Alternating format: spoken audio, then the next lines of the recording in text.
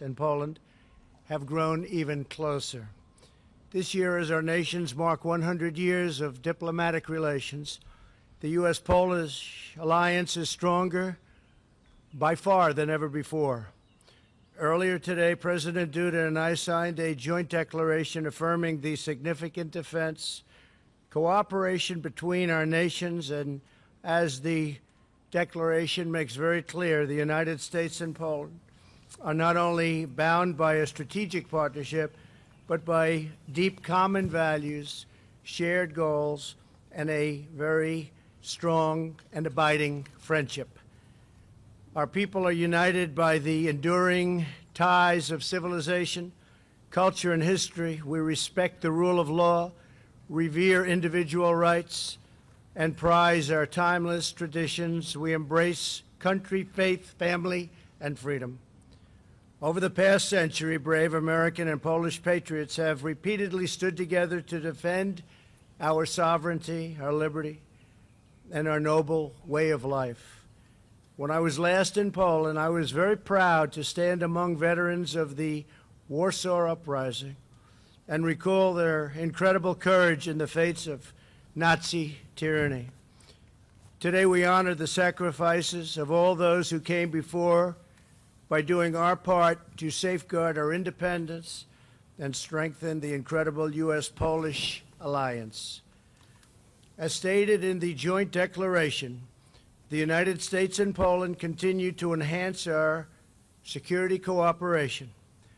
Poland will still provide basing and infrastructure to support military presence of about 1,000 American troops. The Polish government will build these projects at no cost to the United States. The Polish government will pay for this. We thank President Duda and the people of Poland for their partnership in advancing our common security. Poland's burden sharing also extends to the NATO alliance, where it is among 8 NATO allies, including the United States, currently meeting the minimum 2% of GDP. That's for defense spending. And Poland's there, and you've been there from a very early date, and we appreciate that very much. And we've been there also. There's been a total of 8 out of 28. The rest are coming along because nations, at my urging, have paid more than $100 billion more toward the NATO defense. Last month, I was very pleased that Poland announced the intent to purchase 32 American-made F-35 fighter aircraft like you just saw. Moments ago, we witnessed that impressive flyover of this cutting-edge F-35 as it flew over the White House and actually came to a pretty close to a halt over the White House. I was saying, what's wrong with that plane? It's not going very fast. But it's an incredible thing when you can do that. The plane can land dead straight, and it's one of the few in the world that can do that. Considered to be the greatest fighter jet in the world. I applaud President Duda for its efforts to strengthen and modernize Poland's defenses.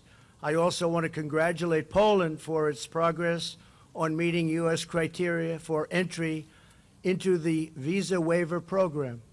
Today, our country signed a Preventing and Combating Serious Crimes Agreement, a significant and necessary step for Poland's entry into the program. Though we still have some work to do, we hope to welcome Poland into the visa waiver program very soon, and that's a very big deal. Both of our nations understand that immigration security is national security. In our meeting, President Duda and I discussed the vital issue of energy. Reliance on a single foreign supplier of energy leaves nations totally vulnerable to coercion and extortion. For this reason, we support Poland's construction of the Baltic Pipeline, which will help European countries diversify their energy sources. It's desperately needed, and that's the way to go. During the past year, Poland has also signed approximately $25 billion worth of new contracts with U.S. firms to buy more than 6 billion cubic meters of U.S. liquefied natural gas. Today, our nations just signed another contract for an additional 2 billion cubic meters worth approximately $8 billion. So between the planes and the liquefied natural gas and many other things that Poland is doing, which is doing very well, because Poland is doing very, very well, we appreciate it. Thank you very much, Mr. President. Our countries also signed an agreement to expand U.S.-Polish civil nuclear cooperation, which will likewise advance Poland's energy and security and deepen our bilateral commercial ties. Economic relations between the U.S. and Poland are thriving. We're committed to further expanding commerce based on fairness and reciprocity, perhaps my favorite word, across many critical areas from defense and diplomacy to energy and economics. The alliance between the United States and Poland is reaching extraordinary new heights in 2019. Our longstanding partnership demonstrates the enormous possibilities for the world when two strong and independent nations unite in common purpose and in common cause. President Duda, it's an honor to have you with us. And Mrs. Duda, thank you very much for being here. We usher in a very exciting new era in U.S.-Polish alliance. It's a very special alliance with very special people. We build a future of promise and prosperity for the American and the Polish people. And again, our relationship is an extraordinary one, and it's going to remain that for a long, long time. Thank you very much, Mr. President. Thank you.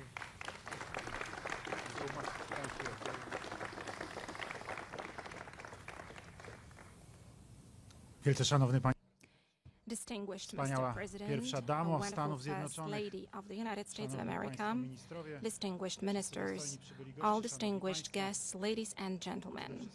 First and foremost, together with my wife, bardzo we would like to thank you very much, Mr. President Donald Trump. Thank you also to the First Lady, Melania Trump, for this invitation to Washington. Thank you for this possibility of holding another within the last 10 months official visit to the United States, here at the White House. This clearly demonstrates how close and how good contacts are today between Poland and the United States. Mr. President, all of us hope that you will visit us in Poland in September and that we will be able together to commemorate the memory of all those who fell and who perished during the Second World War, which started on the 1st of September 1939 in Poland through the attack of Nazi Germans on our country.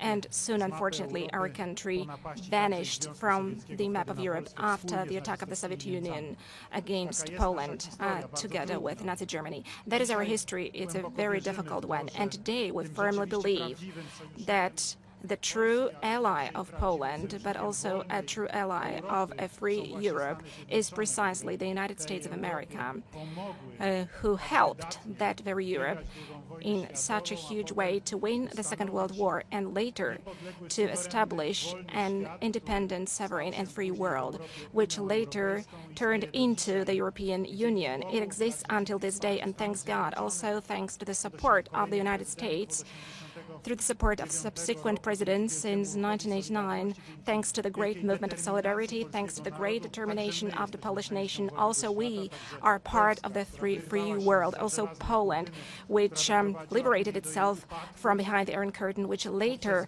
led to the collapse of the Iron Curtain through the votes of the people cast in elections in 1989. In those elections, people said no to the communists. Also, Poland can develop today as an independent and truly sovereign country, a country which wants to build the European community, and a country which also wants to build the Euro-Atlantic community. In our understanding, this is an absolutely key element of peace and good cooperation across the globe. Thank you very much, Mr. President. thank you that for sure you are among those presidents of the United States who understand how it works perfectly. You understand that when the U.S. looks at Europe, when it looks at the security of the European states, it plays a key role for the peace around the globe. It is of key importance for the peaceful development of democratic states and democratic communities. Thank you, Mr. President, for this extreme kindness towards Poland and perfect understanding of Polish matters, which you showed to us in 2017 during your visit to Poland, during your memorable speech that you gave at the monument of the Warsaw Uprising, where so immensely important words for Polish people fell, which are of historic importance to our nation and to Europe. They showed what Poland means and who Poles are. Mr. President, thank you for uttering those words back then, and thank you also for this policy which is being implemented right now, which demonstrates that you are this kind of man and this kind of a politician who not only speaks, but to whom first and most important are the deeds. The most important are the deeds. And whenever you say, Mr. President, make America great again, it means make, not say. Let's do that. And this precisely is of crucial importance. Hence, the agreements that we're signing, hence two agreements between our two states concluded today, two memorandums of understanding, which we signed just a moment ago. One of them I signed personally concerning the security and military cooperation. As you mentioned, sir, there will be more American troops in Poland. This is going to be an enhanced cooperation. It's going to be an enduring presence, which hopefully will increase gradually in terms of the number of troops, but also in terms of infrastructure, which is very important. Thank you also for the decision to establish the division headquarters in Poland. This is of huge importance, not only to Poland, but also to our part of Europe, to Central Europe, to the Baltic states, and to all those to whom the enhanced forward presence was established of the United States and other NATO states along NATO's eastern flank. I'm deeply grateful for that. But thank you, Mr. President, also for the remaining agreements. Thank you for this agreement which talks about preventing and combating serious crimes. It moves us closer to a visa waiver program between Poland and the United States, which to you, Mr. President, and to me, and first and foremost to Poles, is so important. Of such a crucial importance. Thank you, Mr. President, also for excellent energy cooperation that we have in terms of LNG supplies. We talked about this in 2017 in Warsaw during our meeting, that gas from the United States should be delivered to Poland, and it is delivered, and we are signing more contracts. And gas tankers from the United States are coming to the port of Świnoujście today, and the gas from the United States has become a fact in Poland and in our part of Europe. Thank you, Mr. President, that there are going to be more supplies. I'm very happy about that, because to us it means diversification of sources of supplies. It also means the development of gas security. To us it also means good business, just as I deeply believe is a good business for the United States of America. But thank you also for the agreement on cooperation in terms of nuclear energy used for civil purposes. I hope that together we will be able to implement this program with the benefit for environment protection, with the benefit for climate protection across the globe, and also for the development of the security of my homeland. Mr. President, I'm deeply grateful for this visit. I'm pleased that thanks to this presence we're able to show the very good cooperation that we have between Poland as part of the European Union and the United States, and I firmly believe that thanks to your incredible view of the European matters and thanks to your understanding to our Polish matters and to the meanders of our history, this cooperation is going to develop better and better, first and foremost also with the benefit for the United States, whose interests you are representing, Mr. President, also understanding the rest of the world. Thank you very much for that. Thank you. Thank you very much. We'll take a few questions. Emerald, OAN.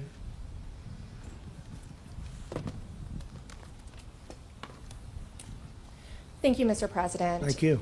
Earlier in the Oval Office, before you did your meeting with President Duda, you were quite critical of Germany as you talked about possibly moving troops from Germany to Poland. Do you think that doing a move like that will put pressure on Germany to meet their defense spending requirements?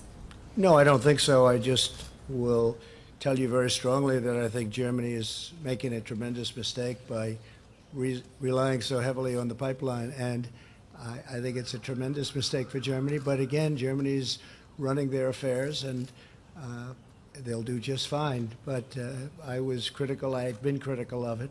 It's a tremendous amount of their energy will be supplied by that pipeline. At the same time, having nothing to do with Germany, Poland said that we would like to build a facility, a great facility, and would like to have you come to that facility. So we're going to be there with a limited force, but we'll be there, and we appreciate Poland doing what they're doing. It's a great location. It's a tremendous plant, tremendous facility, and it's our honor to be there. Poland's been a tremendous friend of ours for a long time, and when Melania and I were there not so long ago, it was a very special day. I think it was a special day for Poland also, but it was a very special day for our country. So I appreciate that, and our relationship is just a very strong one. And if I may, would you indulge me with one more question before I get to ask go President Duda our question? In more recent news, yesterday you revealed you got another letter from Kim Jong-un, and today we hear of a potential thawing of relations between South Korea and North Korea as Kim Jong-un sent his sister to South Korea. Now, could you give us an update on more of what it was in that letter? And is there a third summit in the works? He just wrote me a very nice letter, unexpected, and someday you'll see what was in that letter. Someday you'll be reading about it, maybe in 100 years from now, maybe in 2 weeks, who knows. But it was a very nice letter. It was a very warm, very nice letter. I appreciated it. Okay? Thank you. Good, thank you very much. And then, if I may, for President Duda, Yes. you said you were thankful for the commitment that the President made for more troops today, but you hinted that you would like to see more. Ultimately, what is the number of troops that you'd like to see in Poland, U.S. troops?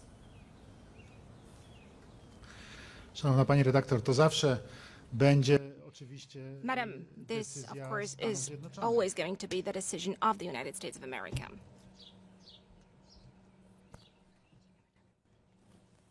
This is going to be the decision of the United States of America. And troops. To zawsze będzie... To zawsze będzie... It's always going to be up to the United States to decide how many troops will be sent to which allied nation. Of course, I know that this depends on the needs and on the real situation on the ground. Of course, we are very pleased that the U.S. troops are present by giving an evidence to the sustainability and strength of the alliance. And the U.S. soldiers are kindly treated in Poland. They are received as friends, and we are happy that they are serving in our country. We would like those bonds between Poland and the United States to become even tighter, and we are trying also to create the best possible conditions for American soldiers. Zuzanna Falzman. Thank you very much, President Trump. Thank you very much, President Duda. I have questions to both of you, actually. President Trump, you plan to enhance U.S. military presence in Poland. Last year, you promised you would enhance military cooperation, training, intelligence, missile defense, and it's happening right now. People of Poland still remember your incredible speech in Warsaw. Why Poland is such an important ally for you? I just have a very warm feeling for Poland. I always have.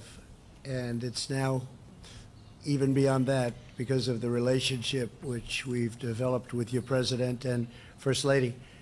And it's just, they're incredible people, hardworking, smart, very industrious people.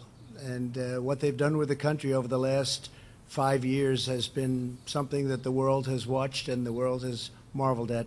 I've just liked Poland. So when the president came and he asked me whether or not we'd consider this, I said I will consider it. And now, because of his leadership, we're able to do that. And that's fine with me. That's great. Great people. And say hello. So I understand we'll see you in September in Warsaw, correct? We are looking very seriously at going back to Poland. And I don't know what the president has in store for us, but we're thinking about going back sometime in September. Yes. Amazing. Thank you. Thank you. Thank you very much. Panie prezydencie. question to President Duda. Mr. President, so far we have been talking about rotational presence of U.S. troops in our country. Right now we are talking about permanent or enduring presence. What does that mean in concrete terms, and when can we expect those additional U.S. troops to arrive? I understand it in the following way. President Donald Trump and myself are implementing a very calm but consistent policy in terms of security. The presence of the United States in Poland, the military presence, the presence of U.S. troops, which today is about 4,500 troops present on a permanent basis. In other words, it is a rotational presence, but it is back-to-back presence, so there is no moment where there are no American troops in the territory of Poland. And today we signed a document on further cooperation, a joint declaration on defense cooperation regarding United States' force posture in the Republic of Poland. This is of a breakthrough character because it moves us to another era. So far we can say that the Americans were testing the situation in Poland, how it looks, how they feel. What about logistics, whether it is possible to stay in Poland and to successfully attain the goals and implement the tasks of defensive nature. I think that the commanders of U.S. Army are convinced that this is simply possible. And today, the document speaks about this enduring presence, the presence which is a fact and which will stay there. It is a rotational presence, yes it is, because this is most beneficial from today's perspective to train soldiers through rotational presence. By having rotational presence, more soldiers can come to a country, be present there, look at the culture, at the condition in place in a given country. So this is beneficial for this broadly understood development of the armed forces. Therefore, this is an enduring presence. However, it is implementing this particular way, and we hope it's going to develop 1,000 troops mentioned by President Trump today, which is also the number stipulated in the agreement signed today, is very differentiated. It is not one single unit. We're talking about special operation forces. We are talking about logistics component. We are also talking about the already mentioned division headquarters. So there is a multitude of forms in which the United States is going to be gradually ever more present in our territory from the military standpoint. And this will encompass different fields of cooperation. So we're not talking about just one single beat, but we're talking about a more comprehensive cooperation. We're talking about logistics, health protection for soldiers, and a number of other elements happening. Please remember that right now there is this missile defense facility being built in Redzikowo. So talking about the elements of Polish-American cooperation, there are more and more of these elements, and the number is growing. I'm very happy with that. Thank you very much. Let's see, who do I like? Nobody, that's the end. Go ahead. Yeah. Mr. President, thank you very much. I wasn't pointing to you, but you President can Duda, go thank ahead. Here we go. Pointing to. I was actually pointing to my friend with that beautiful hat on, Jeff but that's Mason. okay. All right. You'll well, give I'll up your give him my question? follow-up question. You'll give up your... We can share it. We'll share the question. Okay, we'll share it. Good. Mr. President, you seem to suggest yesterday that you are essentially committing to not spying on North Korea. Is that what you meant? Were those comments interpreted accurately? No, If it's not so, what I why? meant. It's what I said, and that's. I think it's different than maybe your interpretation. I think we're going to do very well with North Korea over a period of time. I'm in no rush. The sanctions are on. We got our hostages back. Our remains are coming back. You saw the beautiful ceremony in Hawaii with Mike Pence. We're getting the remains back. There's been no nuclear testing whatsoever. They'd like to do something. I did get, as I said yesterday, a very nice letter from Chairman Kim, and I think we're doing very well. When I took over as president, I will tell you, it looked like it was going to be war with North Korea. You know that. Everybody knows that. And it was going to be quite brutal. A strong force. We're the strongest force in the world, but that's a strong force. And we started off a very rough relationship, and I think we have a very good relationship right now. So we'll see what happens. I'm in no rush. But there's been no nuclear testing whatsoever. And when I took over, it was nuclear testing all the time. And if you look back to the last 4, 5, 6 years, but really go back further than that, in all fairness to President Obama, go back 20 years, 15 years, it was really a very dangerous situation. I consider it to be different now. Now, I may change. And if I change, you will know it very quickly. I will be very quick to tell you exactly what's going on. I may change, but right now we have a good relationship, and I think probably better than we've had for maybe 25 years, maybe forever. You know, they've been there a long time. The grandfather, the father, the son, and they've been there for a long time, and nobody's done anything except me. And so we'll see how it all turns out. I hope it turns out well for you and for everybody. And I'll give my follow-up to Jeff very quickly. President Duda, thank you. Do you see Russia as an ally or an adversary? Are you talking to me? To President Duda. Or was that a set-up question?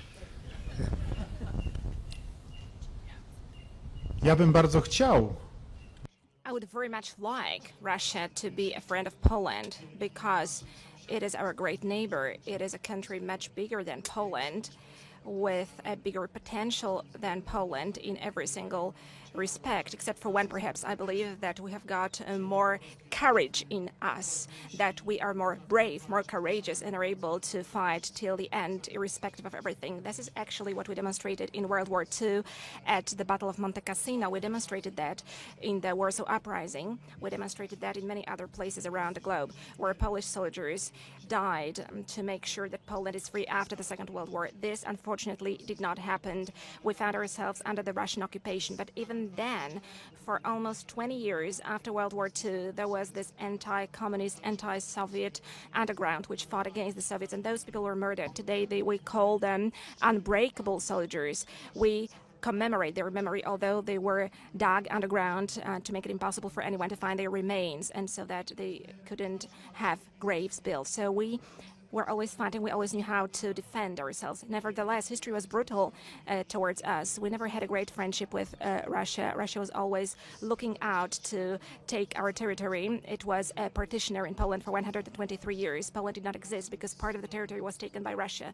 Poles were deported to the east. Then came an aggression on the recently reborn Poland, which rose in 1918 from the ashes of the First World War. And in 1919, the Soviet Russia attacked Poland. It wanted to grab Poland's territory and bring communism to the west of Europe. It was us who stopped Soviets at Warsaw in 1920 by the bravery of Polish soldiers. We defeated them during a great battle, and then we chased them back to the east. And then they took their revenge on us in 1939 by attacking us together with Nazi Germany and murdering our officers in Katyn. So, madam, as you can see, this friendship is a very difficult one. Today, we are in the following situation. Russia attacked Georgia. Then in 2014, it attacked Ukraine, and these are facts. These are facts which belong to the recent history. We would like Russia to be our friend, but unfortunately, Russia again is showing its very unkind, unpleasant imperial face, and we do not want to be part of Russia's sphere of influence. And I am happy that today we can speak boldly, also in connection with the military presence of the U.S. and NATO in Poland, that we truly are, first and foremost, in terms of politics, part of the West, because we have always been part of the West in terms of culture. We've always been part of the West because it is from the West from which we adopted Christianity in 966, more than 1,000 years ago. And since that time, we have been part of the West of Europe. We have been part of the great Christian culture of Western Europe. But we have to stick to this West also in terms of politics, and this is what we want, and I firmly believe that this is the biggest desire of Polish people, to be part of the West also in terms of politics. Thank you that the United States is supporting us in this respect. Excuse me.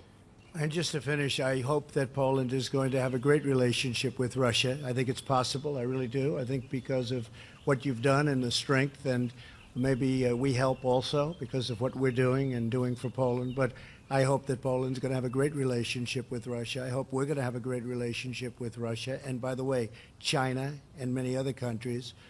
And we look forward to doing things on North Korea, just to go back to the original part of your question. And we'll see how that works out. I do want to say, though, we're in no hurry. The sanctions are on. China has actually been helping us quite a bit. And despite our trade differences right now, we thought we had a deal, and unfortunately, they decided that they were going to change the deal, and they can't do that with me. But something's going to happen. I think it's going to be something very positive. But we think we're going to get along with a lot of countries that, frankly, did not respect us very much because they were ripping us off for many, many years, and they're not ripping us off anymore. Jeff? Thank you, sir. Regarding China, what is your deadline, if you have one, for China to make progress on trade before you impose the tariffs on the other $325 billion in goods? Well, we're going to be meeting President Xi and myself, and you know we have a very good relationship. But again, he's for China and I'm for the U.S. It's a big difference. And we thought we had a deal. We didn't have a deal, and I would never make something that would be less than what we already had. We had China opened up to trade. That's a big thing. They've never done that before. We had intellectual property theft taken care of, and taken care of beautifully. And all of a sudden, those things started to disappear at the end after they were fully negotiated. But that's, that's their decision. I think if they had it to do again, and in light of the fact that we have 25% on $250 billion of goods coming into the United States, and unlike a lot of countries, they subsidize those goods. We haven't had inflation. And, they keep saying that the American taxpayer is paying for it. No, very little. And what it really does mean is that a lot of those companies that are in China are going to be moving back to the U.S. You have car companies, General Motors as an example, that built plants in China. Well, that doesn't work out too well when you have the tariff wall up, because now they're going to have to get through that, and they can't really get through that. So maybe they'll start building plants in the United States instead. I think that we'll end up making a deal with China. We have a very good relationship, although it's a little bit testy right now, as you would expect. I think they really have to make a deal. A lot of companies are leaving China, as you know. It's in all the reports, and they're going to Vietnam and various other places, and they're also coming to the United States to make their product because they don't want to pay the tariff. And there is no tariff if you do it in the United States. People don't realize that. They say the tariff, but there is no tariff if you don't do it. If you just do exactly as I say, you bring your company back to the United States. And as far as Mexico is concerned, which was a very big topic yesterday, and now people are finding out that the reports that were written were totally false. We would never have had a deal with Mexico without imposing tariffs. Once the tariffs were imposed, and they've been trying to make this deal with Mexico for 20 years, 25 years. The older reporters, those great reporters with the very gray hair in the back, you know who I'm talking about. They know exactly what I'm talking about. You would have never made the deal with Mexico. We have a great deal with Mexico. I actually think we have a much better relationship right now with Mexico because they respect us again. But you would never have had that deal if I didn't impose the tariffs. And those tariffs were ready to go on Monday morning. And we made the deal on essentially Sunday night. And that extra little page of the deal that you saw, that brilliantly, I had gained such respect for you people when I held it up to the sunlight. And it was closed, and you were able to read it through the sunlight. That was not anticipated. But regardless, I mean, you knew enough of what it said, and I didn't do it on purpose. But we have a lot of strength in 45 days if we decide to use that strength. Maybe we will, and maybe we won't. But there's a lot of power right now on the border. And I will say this, Mexico is right now doing more for the United States on illegal immigration and all of the problems of crime and other problems on the border than the Democrats. We can solve our problem on the border in 15 minutes if the Democrats would sit down, straighten out asylum, which is a total mess, but very uncomplicated, straighten out asylum and get rid of the loopholes. It would take, Jeff, 15 minutes. Okay? Thank you. But just my original question, sir, was, do you have a deadline for imposing the 325? No, I have no deadline. My deadline is what's up here. We'll figure out the deadline.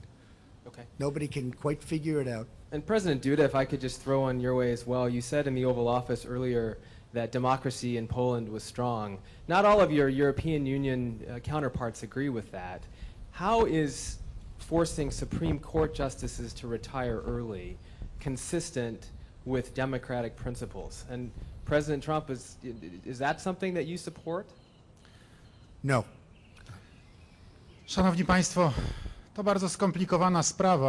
Ladies and gentlemen, this is a very complex issue, and it's hard to answer this question because a lot of people in Western Europe, I think also in the US, do not fully understand this problem because they have not grown up in a country such as mine. I was born in 1970. too, in a Poland which was in the Russian sphere of influence, in which a career could be made only actually when somebody enrolled as member of a communist party and who followed this people's power, who was the supreme authority. And this is what was happening for many years.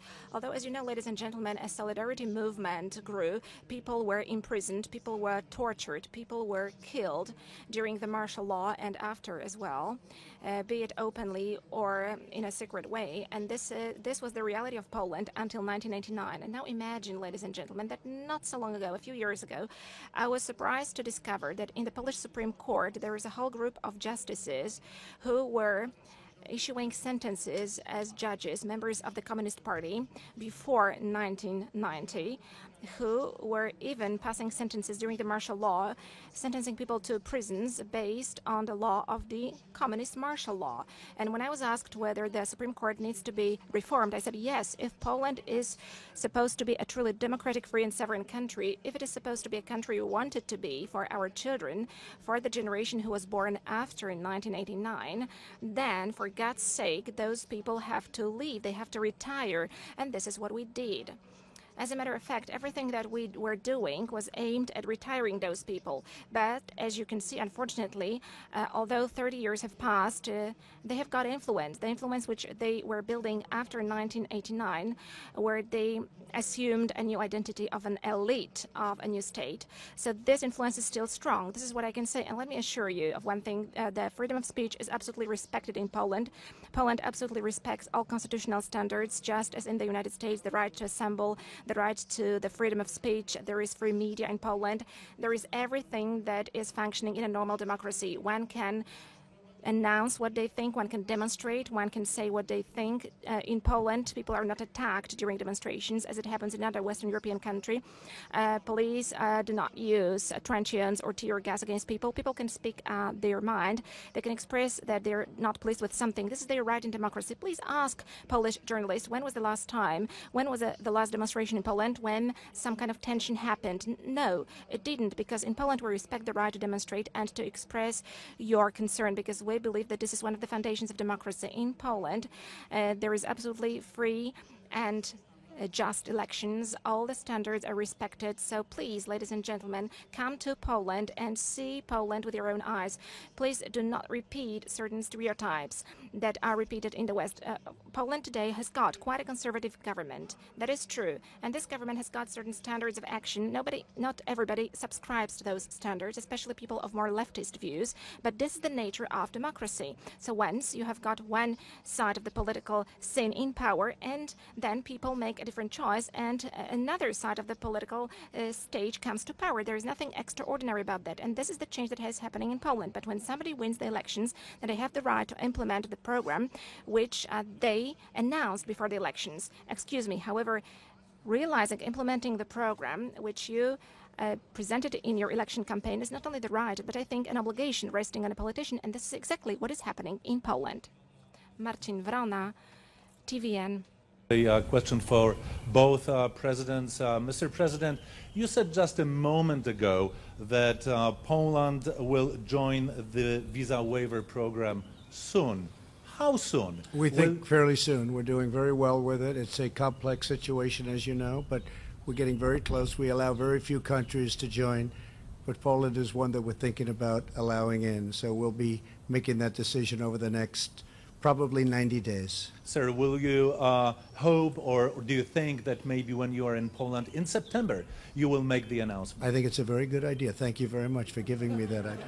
Thank you, Mr. President. Panie prezydencie, Mr. President, the visa waiver program appeared on many occasions, but then it did not come into practice. How optimistic are we about the words uttered right now by President Donald Trump? I'm looking at these words optimistic. I'm optimistic about that because I think this is the first U.S. administration which has treated this problem in such a serious way and in such a comprehensive way. So both when we talk with Mr. President, the President expresses his deep care about that. Also, when I talk with President Mosbacher, the U.S. ambassador to Warsaw, she looks at the problem all the time, and I firmly believe that in accordance with the law binding in the United States, because this is something that I want to stress very strongly, according to the law binding in the United States, by all the actions which are necessary in this respect, such as today's signing of the agreement on preventing and combating serious crimes, I believe that through all these sanctions, this visa waiver program, covering Poles with visa waiver program, is going to be possible soon. Anyway, that it is going to be possible before the end of the first term of President Donald Trump. Okay. Thank you very much. Thank you very much. Thank you very much. Thank you.